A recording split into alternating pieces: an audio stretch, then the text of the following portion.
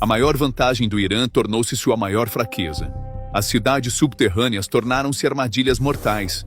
As entradas dos túneis desabaram. As saídas foram bombardeadas. Eles não têm conexão com o mundo exterior. Eles não podem disparar mísseis, receber reforços ou escapar.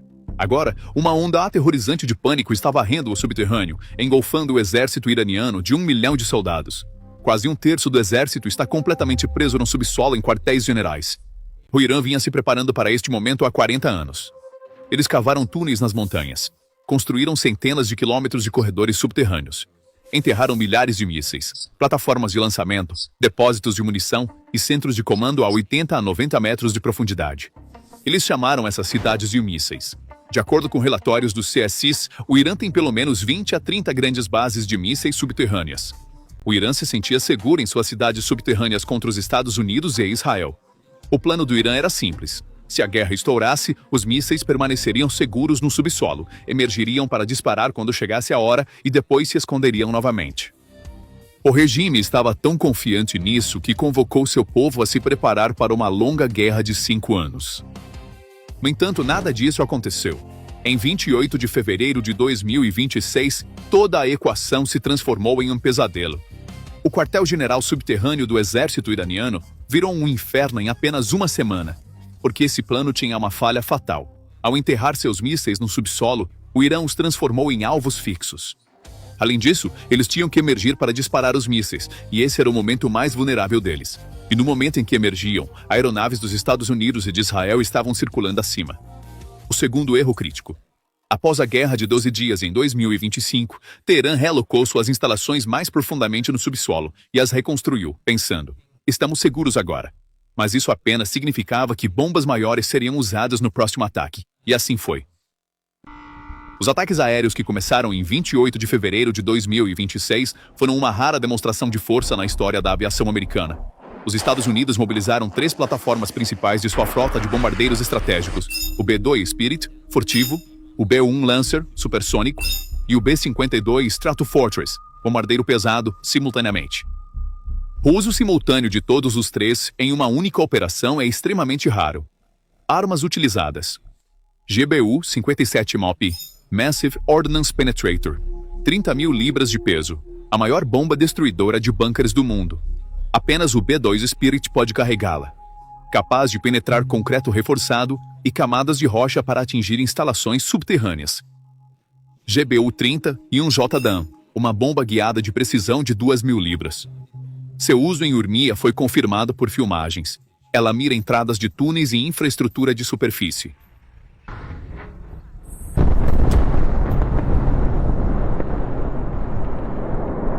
Bombardeiros B-52 Stratofortress começaram a atacar o Irã do outro lado do oceano. Essas plataformas massivas, com sua capacidade de bombardeio em tapete, destruíram sistematicamente as entradas dos túneis e a infraestrutura ao redor, cobrindo grandes áreas com munições. O presidente Trump descreveu a operação do bombardeiro B-2 em Teherã como choque e pavor e transmitiu a mensagem de que tudo foi destruído. Washington não estava mais segurando nenhum de seus poderes. A estratégia de ataque foi em 2 fases. Fase 1. Aeronaves de vigilância e drones armados circulavam continuamente sobre as bases, atacando instantaneamente qualquer rampa de lançamento e mísseis que surgissem. Cada rampa que emergia para disparar era destruída em minutos.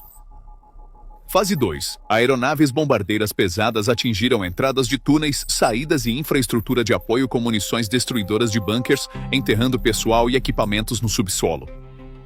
O almirante Brad Cooper anunciou que mais de 1.700 alvos foram atingidos. Pelos Estados Unidos no Oriente Médio, em um geral, relatórios de inteligência de fonte aberta indicam que uma parte significativa dos estoques de mísseis e munições de UAV do Irã foi destruída. Mas isso era apenas a ponta do iceberg. O Irã havia perdido todas as suas instalações subterrâneas mais críticas. De acordo com a análise do Centro de Pesquisa ALMA, as 4 maiores bases de mísseis balísticos do Irã sofreram danos pesados nas primeiras 48 horas da Operação Leão Rugidor. Corbo, província de Hormozgan. Esta base de MRBM não foi alvo nas operações de junho de 2025. Em 1º de março de 2026, pelo menos 3 estruturas de apoio foram destruídas. A base possui silos para capacidades de lançamento subterrâneo. Isfahan, severamente danificada na superfície em junho de 2025, foi reconstruída. Em 1º de março de 2026, pelo menos uma das estruturas reconstruídas foi destruída novamente. De acordo com a análise de Layer, uma grande explosão de uma plataforma de lançamento capturada em movimento e um edifício de controle de mísseis danificado puderam ser vistos. Kohamabad, província de Lorestan. Severamente danificado na superfície em junho de 2025. O ponto de apoio da rede de túneis recém-construída perto da entrada da base foi alvo de ataques aéreos em 1º de março. Silos de lançamento subterrâneos também estão presentes. Tabriz, província do Azerbaijão Oriental. Severamente danificada em junho de 2025. Entradas e pontos de apoio da rede de túneis subterrâneos foram enterrados sob pesado bombardeio em ataques nas últimas 48 horas. Imagens capturadas pela Vantor Satellite Company revelam um quadro mais amplo. Complexo militar de Konarak. Um navio afundou no porto da base naval. Edifícios próximos foram destruídos. Estruturas na base de drones foram completamente obliteradas. Abrigos de aeronaves na base aérea foram danificados ou desabaram. Base de mísseis Shiraz Sul. De acordo com a análise de Lair, imagens tiradas na segunda-feira mostram um míssil danificado e vazando combustível, enquanto várias outras plataformas de lançamento explodiram, causando um incêndio que se espalhou pelo cânion. Fumaça avermelhada, vazamento de combustível de ácido nítrico. Base de mísseis de Kermanshah. Entradas de túneis e estradas ao redor foram atingidas por bombas pesadas dos Estados Unidos. Lair, resquícios de munições perfuradoras de bunkers podem ser vistos em ambos os lados das entradas dos túneis. Não está claro se as entradas colapsaram. Instalação nuclear de Natanz. A AIEA anunciou que conseguiu confirmar alguns danos recentes nas entradas da instalação de enriquecimento de combustível nuclear em Natanz. Acrescentou que não era esperado nenhum impacto radiológico. Instalação de mísseis Gadir em Isfahan. As Forças de Defesa de Israel, IDF, anunciaram que atacaram a enorme instalação de produção e armazenamento de mísseis balísticos Gadir em Isfahan. Isso visou não apenas munições existentes, mas também a capacidade de produção futura. Depósito de munições de Desful. Explosões secundárias severas ocorreram como resultado do ataque aéreo, confirmando que o local-alvo estava cheio de armas pesadas. Em 3 de março, imagens de satélite confirmaram que aproximadamente uma dúzia de bases de mísseis foram danificadas por ataques aéreos dos Estados Unidos ou de Israel. Os ataques estão sendo realizados principalmente pelos Estados Unidos no sul e por Israel no norte. Vamos elaborar um pouco mais sobre a imagem que descrevemos no início, porque este é o aspecto mais dramático desta operação. Analistas estimam que entre 200 mil e 300 mil militares, unidades de elite da Guarda Revolucionária, operadores de mísseis, técnicos, equipes de defesa aérea, pessoal de comando, pessoal de logística podem ser mobilizados nas bases subterrâneas do Irã. Considerando que a força militar total do Irã é estimada em cerca de 960 mil militares, esse número significa que quase 1/3 do exército está no subsolo.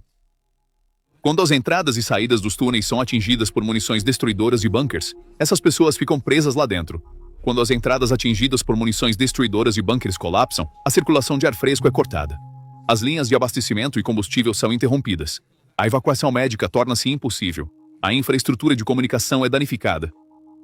Essas unidades subterrâneas agora estão isoladas do mundo exterior, incapazes de disparar mísseis, receber reforços ou serem evacuadas.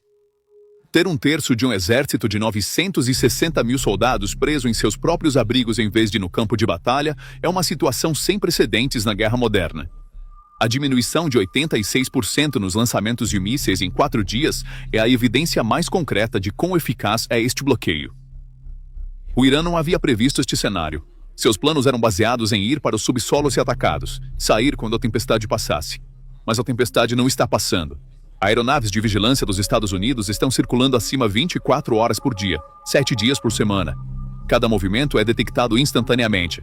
Cada porta que se abre, cada veículo que sai, é um alvo. O ex-especialista em mísseis do Exército dos Estados Unidos, Colin David, relata: ondas de ataques estão destruindo 2 ou 3 alvos de cada vez. Após múltiplas ondas, as bases perdem completamente sua eficácia. A estratégia da cidade de mísseis do Irã se transformou em um túmulo em vez de um porto seguro.